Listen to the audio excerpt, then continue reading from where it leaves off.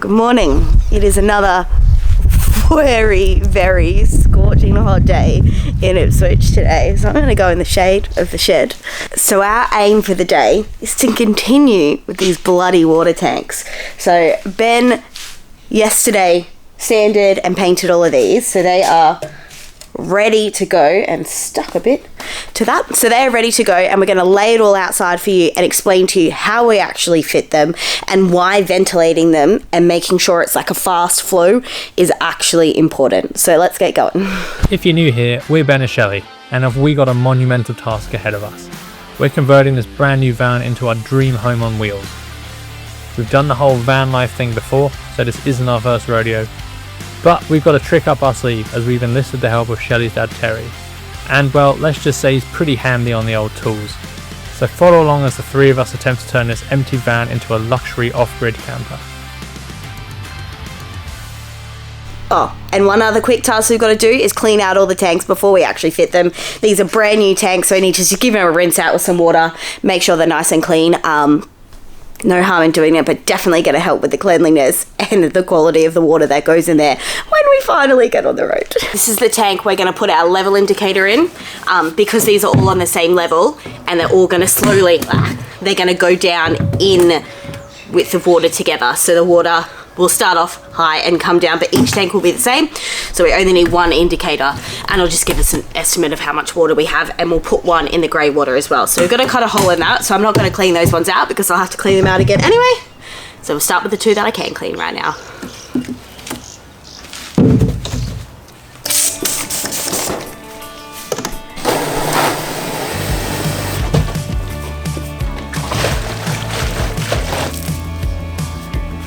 Water the grass where I'm going.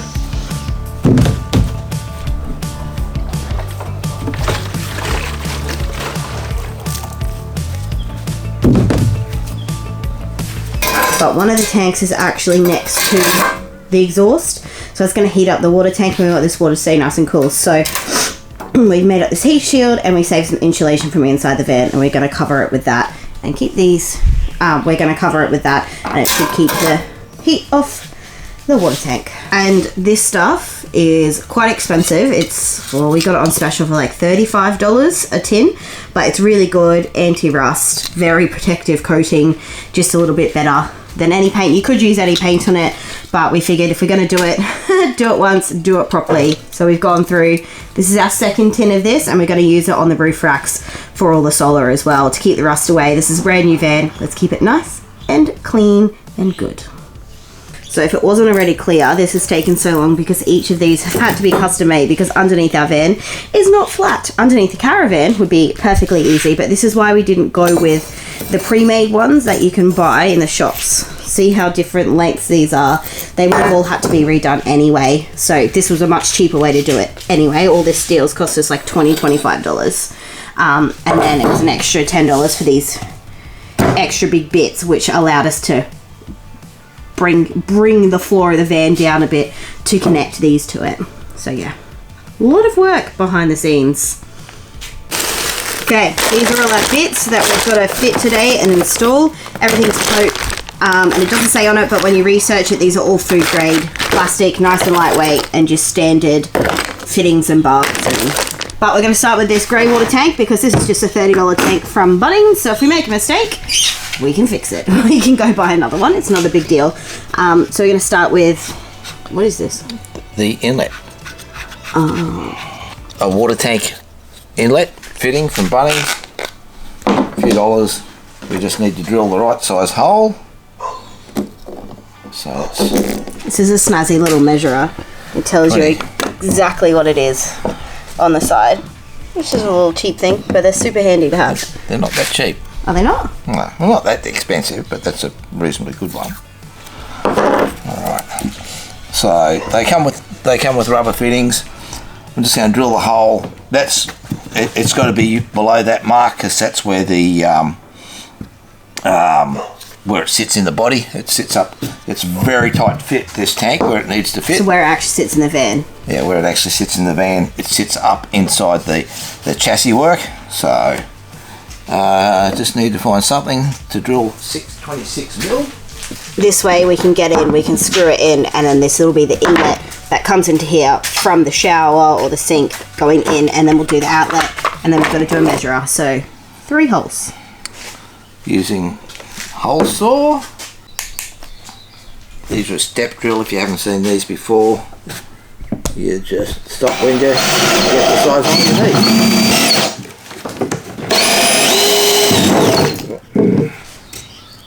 One step too far. So why you were saying this is good before was because you can get in from this end and you can screw it in. Yeah. Yeah. Thomas, this is how you use silicone. That's my brother.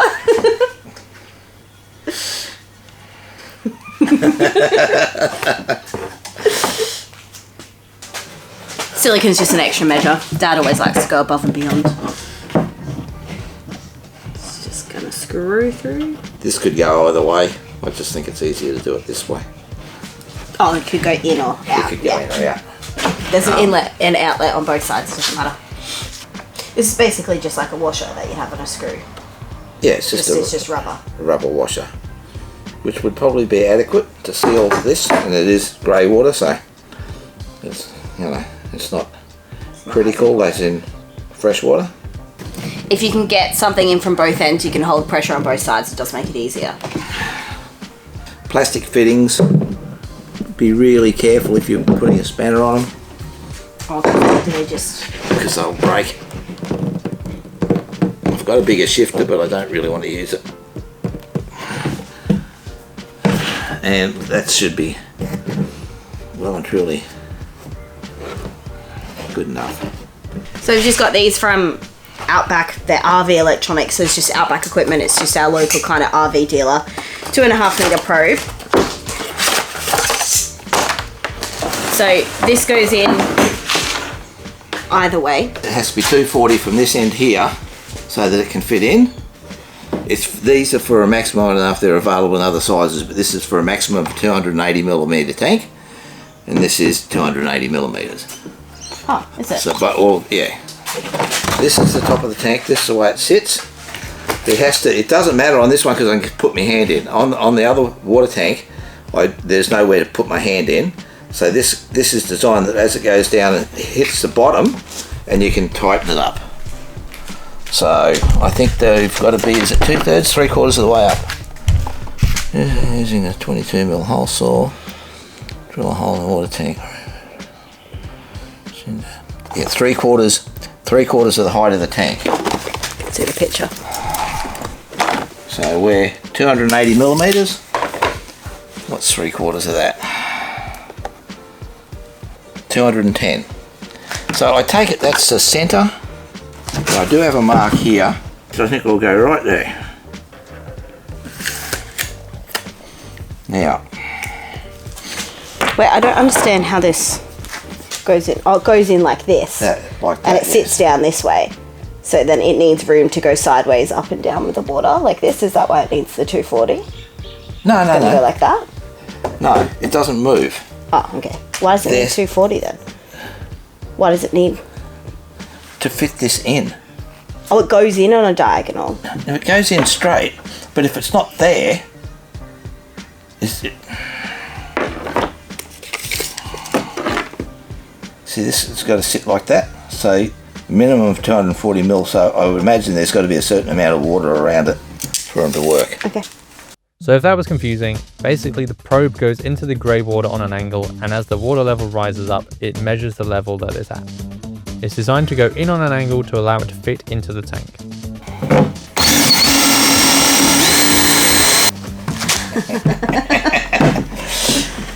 Okay, so that one goes to 20 mil. I just have to run up on the next step on the last one.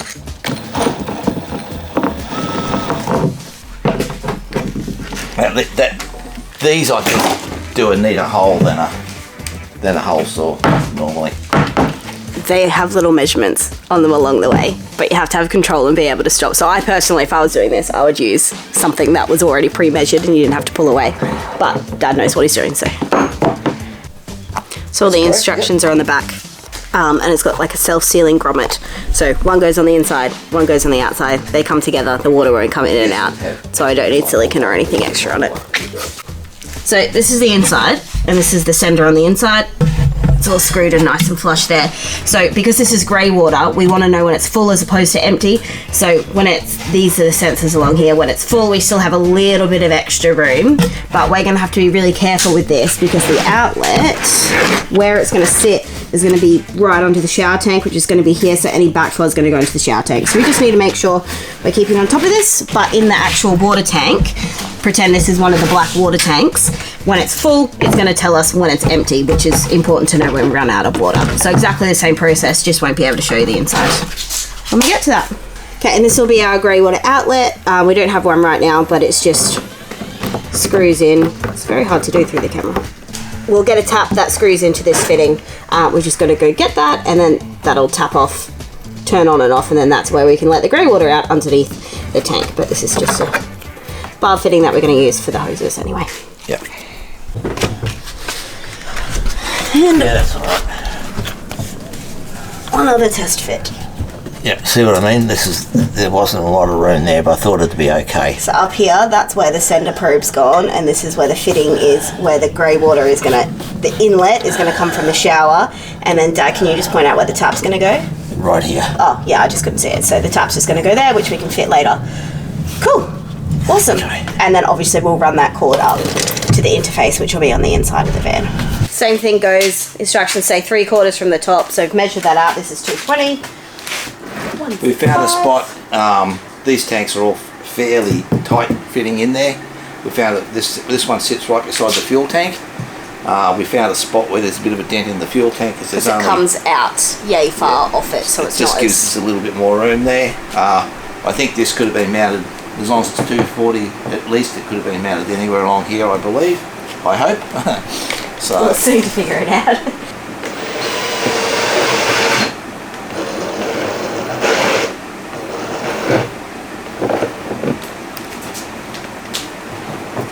So this wire will then just be fed up underneath the van, and this clicks into the receiver, and I've got a dual one. So we'll just have to make a note of which one's grey water, which one's real water, drinking water, other water? Water. And then you just simply click it in, and it's just got a little battery, and we'll have the battery monitor. Good to go. Okay.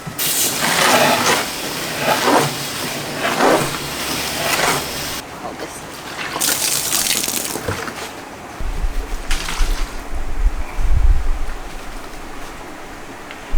Oh! Right, so I've been under the van mocking up all of these. I'm just checking if we've got the right fittings. So you've got elbows and T-pieces, so we're just checking how they fit and all go. But we are, classic, missing a few pieces. So off to Bunnings we go, because it's been like 3 days since I've been to Bunnings. So quick Bunnings trip, grab the extra pieces we need, then hopefully this piece of the puzzle can be finished.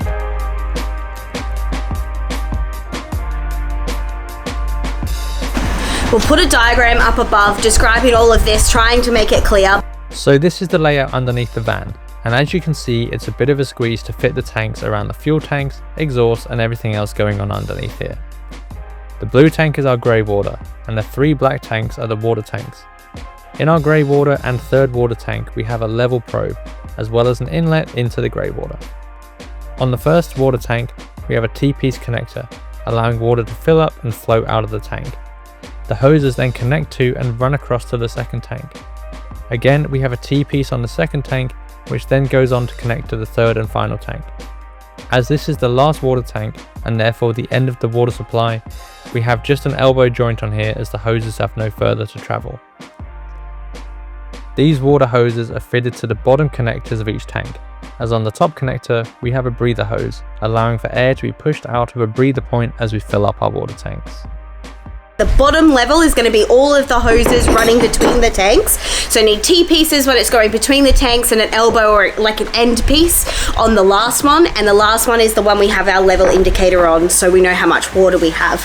Then on the top, we're going to run air vents all the way along. So that's really important to allow the water to fill and let out really well, properly, and as well it's really important to allow it, we've got a good pressurized inlet that we can fill up the water tank on the outside of the van with. We'll show you when we do that, allowing it to fill up fast, because often it just gravity feeds in. You'll see people just hosing kind of hanging into their inlet, and it takes a really long time to fill up. So we've done this all properly, we've vented it all properly. What they actually say to do with this on the instructions is just drill some holes in the top, but we're going to feed a hose across the top and make sure it's all vented properly, which will allow this to just be a much better and more professional finishing of the water tanks. This is a T-piece, put that in there.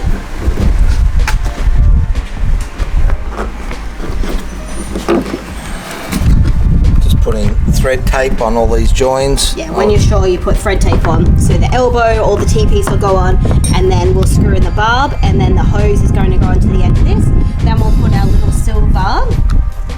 So over the top of this goes into the hose. So we've got a 13mm hose and a 13mm barb, and then we just pop these over the top, pop them in, and then that'll keep the hose nice and secure and connect everything all together.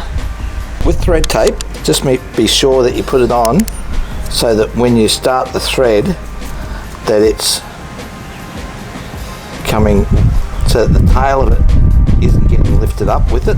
So, like clockwise, yes. As opposed to anti-clockwise. Yes. Righty-tighty, lefty-loosey. You go right with it. Yeah. Just learned something myself. That's good, isn't he? As it's easier than lying on the floor underneath the van, we prepped and fitted all of the joints and adapters to the tanks while we had them up on the table, making sure everything would work as needed. The last piece of the puzzle is these little 13mm, so the same size as this hose, right angles, so they'll go right angle, and that'll allow us to go dunk, dunk, because we don't want it to be curved or twisted, because then the water won't go through. And again, this is food safe, 13mm. Okay, so underneath here, what we've done is we've added these black steel beams. They're 100 by 50.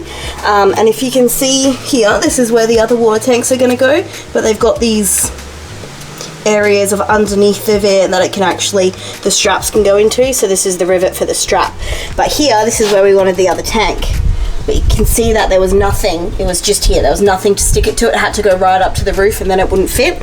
So what we've done, it needed to be, they all need to be in line with the other tanks, so they all float up and down at the same time. So what we've done is we've made up these brackets, drilled them through from the top with prop rivets as well, and then the straps of the tank are going to go into these holes and these holes here. Hopefully that makes sense. So here, we're not just randomly drilling holes in the floor, but we're actually drilling guide holes for the mounting blocks to attach to the underside of the van, which the water tanks are then mounted to, so that all the tanks sit at the same level.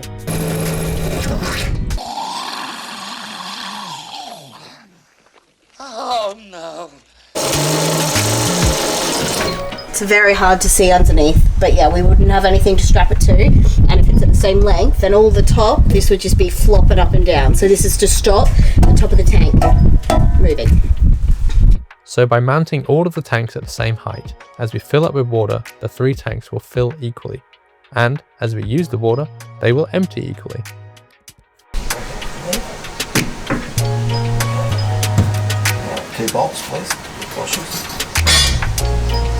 So the issue we've run into here is that barb is, when it's all uptight, that will hit against the fuel tank, and we can't attach a hose to that. So we've got to come up with a different sort of T-piece and a different method there to get the hose to connect to this one. Can we connect now? So before, that one was facing the fuel tank. Yep. What's going to happen, right?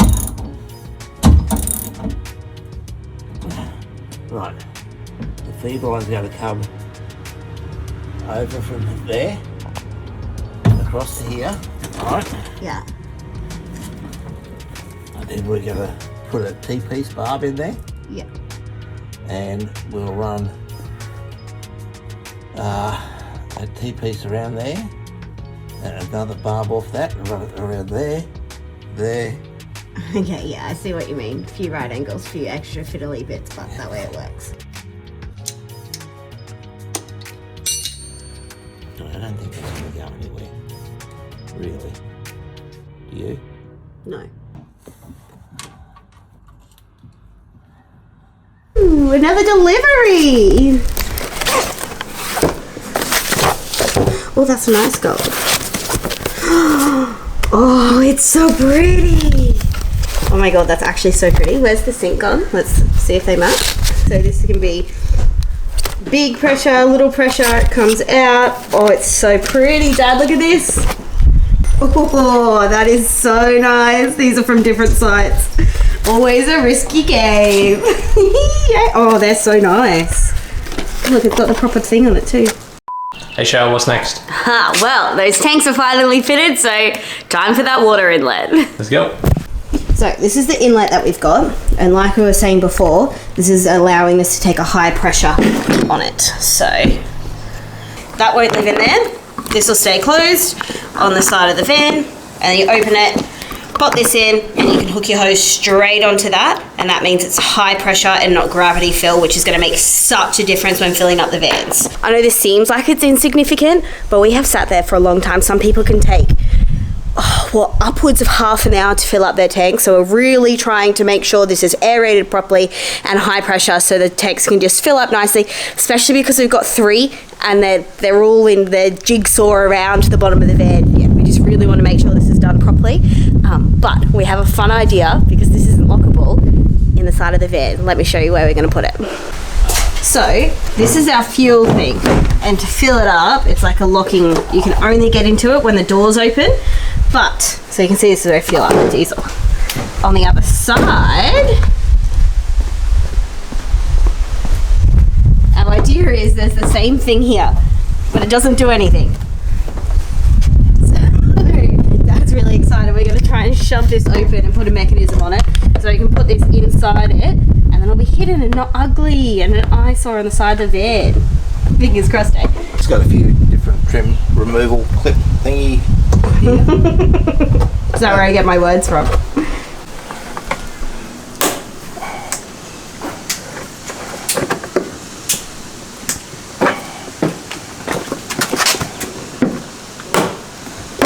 Whoa. So, if we make up 2 pins to go through the bottom of there, right? So you pin it into there, which will locate it. Push that into there, and the pins will help you line all that up, and the magnetic.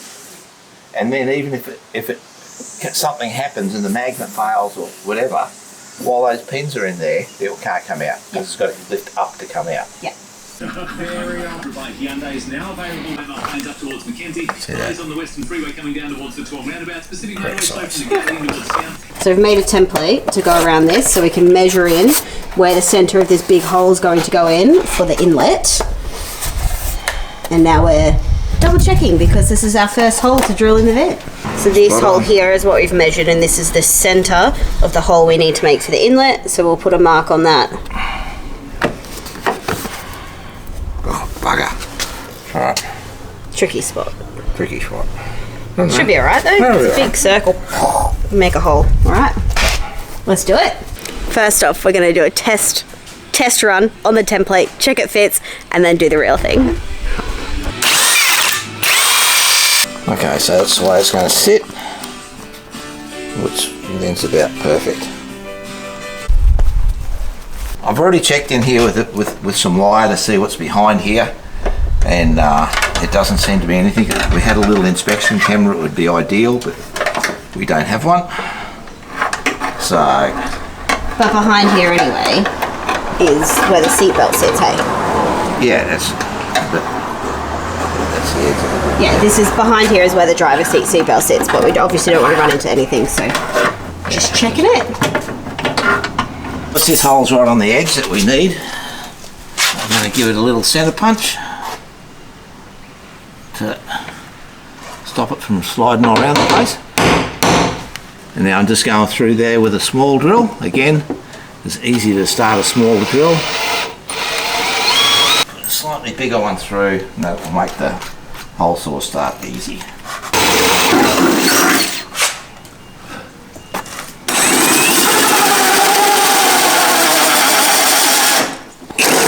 demon. Yeah. Big hole in the van. Our brand new van. Ta-da! Ooh. Okay. Like a glove. Like a glove. Measuring is evidently key. Not a lot of room for error in this little patch, so we've like stamped out the back and made a template, measured 500 times. First one's gone really well. This next one's a bit more tricky, but what we're trying to do, this is the size of the hole. It is kind of a square, but we can go on it round around here. So we're hoping to do 2 smaller circles and then just cut out the middle, as opposed to, you know, jigsawing the whole bit around. So what I'm doing here is just lining up where my holes will need to be. Simple. There.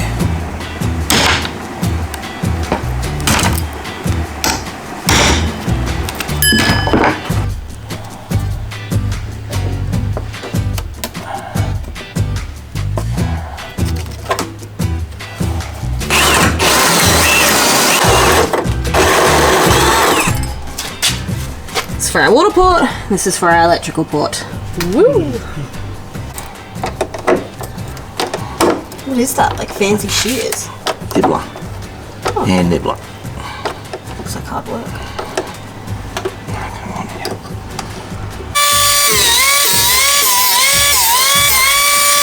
Dad's always got some contraption for the job. This time it's like a little... We're cleaning up the corner so don't cut our hands so we can stick the rest on. Okay, now this has all been sanded back and done. We now need to clean it all and then we can put the bits on. Put a bit of primer on there. And put primer, because we don't skip corners in this household.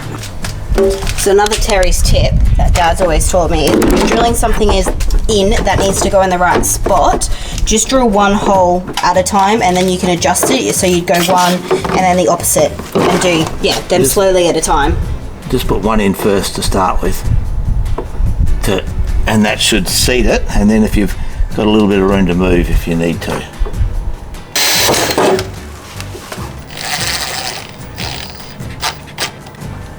Test fit number 1. You wouldn't even know anything is in here.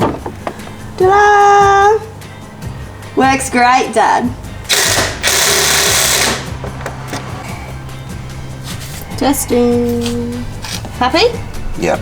How cool. Take it off. Oh, look. Plugs. How good is that? It's actually so good. Okay. I'm going to devise something for these pins now. 12 seconds later. Show us your invention, Dad. Okay. We just got a couple of metal thread screws through there.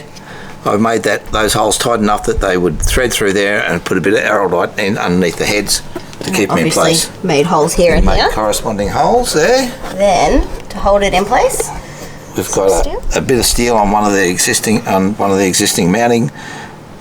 mounting brackets, and a magnet. These are a little magnet they use for door catches in houses. There's probably other magnets. That's just one I had. So it just slides in and clicks on. And then the best thing is, And when also, you close the door, when you close the door, that can't come out.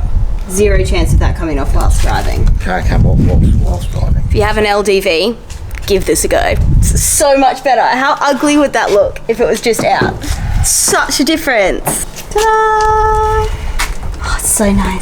Thanks, Dad. I love it. Hey, so I'm just jumping in at the end here to say I am still here, but we're going to wrap up this episode here, as there is so much we can talk about water inlets and plumbing. No, scrap that. There is still more water inlets and plumbing to come, but tune in next time for something different as we cut and fit the subfloor, and yeah, there's more plumbing talk coming. So, see you then.